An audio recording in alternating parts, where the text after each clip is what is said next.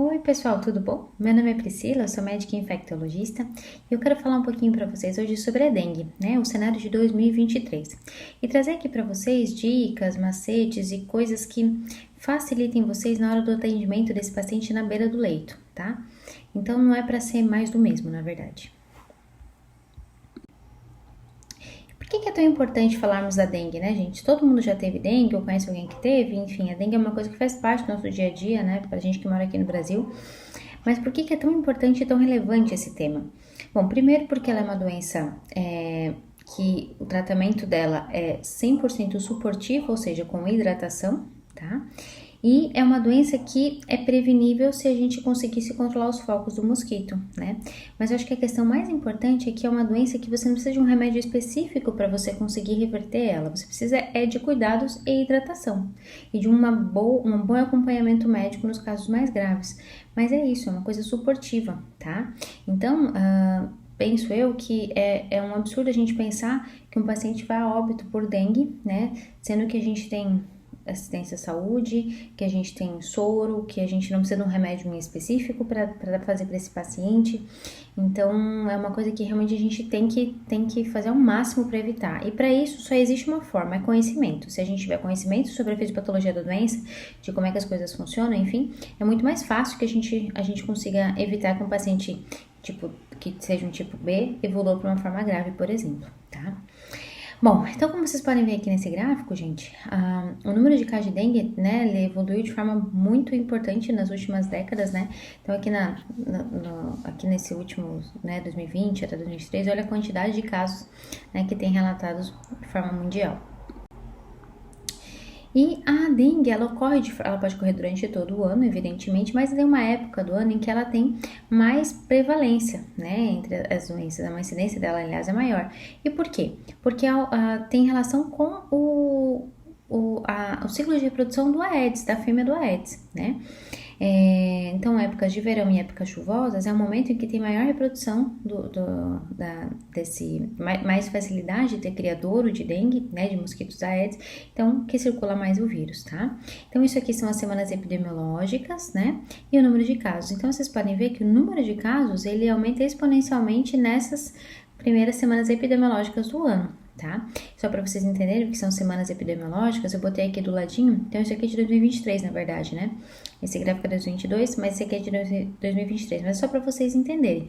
Então, todas as semanas do ano, elas são classificadas como uma semana epidemiológica, né? Então, por exemplo, a semana do dia 22 de janeiro até dia 28 de janeiro de 2023, ela é a quarta semana epidemiológica desse ano, tá? Então, aqui, a maior incidência, né, em 2022, ela variou deu pico a partir da oitava semana epidemiológica até ali mais ou menos a 23, 24 semana epidemiológica do ano de 2022, tá? E como é que a dengue circula no Brasil, né? A gente sabe que tem dengue no Brasil como um todo, mas tem algum local que tem mais, algum lugar que tem menos? Como é que funciona isso? Bom, o que a gente consegue observar, né, gente? Então, o gráfico em vermelho, tá? Refere-se ao centro-oeste, que é onde existe a maior incidência de dengue, né, ao longo de todos os últimas décadas aqui, tá? Nos últimos 20 anos, a maior incidência sempre foi na região centro-oeste. Mas o que vocês podem observar, que é o que nos chama a atenção aqui, é que a região sul, né, tinha poucos casos. E, de repente, aqui em 2019, 2020, subiu o número de casos de forma bem importante, tá? Então, a gente tá, assim, praticamente na segunda posição no número de incidências de dengue por região entre os anos de 2000 e 2022. Aqui é a mesma coisa que eu falei antes pra vocês. Então, o amarelinho, gente, é a região sul. Olha aqui, ó, isso aqui é a taxa de incidência pela semana epidemiológica. Olha só o amarelinho, olha só a gente aqui, né? A gente perde para quem? Para o centro-oeste. Esse gráfico representa a mesma coisa que o outro, tá? Em relação aos casos que são hospitalizados, então quem é o paciente que evolui de forma grave, né? Que tem dengue e evolui de forma grave? Bom, o que vemos aqui nesse gráfico, né? No ano de 2022, que foi do ano passado, quem evoluiu, que precisou ser hospitalizado, ou seja, tinha dengue C ou D, teoricamente, que são os casos que a gente sabe que precisa ser hospitalizado, foram pacientes basicamente de 30 a 60 anos e acima de 60 anos, tá? Então, essa aqui é a maior incidência. Então, pessoas acima de 30 anos é que são as pessoas que maior têm chance de necessitarem de hospitalização, beleza? Em relação aos óbitos, né? E qual é o paciente que tem maior risco de evoluir para óbito, né? Então, esse gráfico aqui também é entre 2002 e 2022 e mostra para nós o seguinte, essa linha de baixo aqui são pacientes com 15 anos, a linha de corte são 15 anos, tá? Então, a maior incidência aqui, ó, gente, esse gráfico, a parte em azul aqui, tá? Nesse intervalo aqui, né? Então, pessoas mais velhas, tá? Pelo serotipo que estava circulando, né? Que era o serotipo 1, 2022, entre 80 e 50 anos, tá? Então, vejam como é impactante esses números aqui que nós temos, né, gente? Então, em 2022, a gente teve 1.450.000 casos prováveis de dengue, tá? Ocorreu um aumento de 162% no número de casos. É uma coisa muito importante, tá? Por isso que tá todo mundo que a gente tem que ficar muito atento, né, em relação a isso. E esse dado também eu penso ser uma coisa realmente importante, porque é o seguinte, olha só.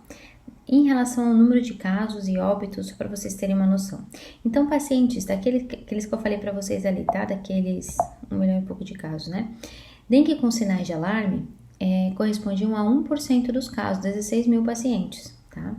A dengue grave, 1.473 pacientes, tá?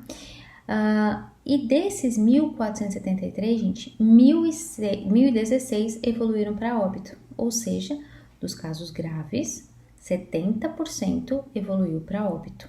Então, isso é um dado muito importante. Por quê? Se você atender um paciente com uma dengue que está evoluindo para dengue grave, fica atento, a chance de ele morrer é muito alta, né? Esses são os dados que estão no manual do boletim epidemiológico do Ministério da Saúde, tá? E dos casos de óbitos que nós tivemos, gente, Santa Catarina está na 4ª posição, tá?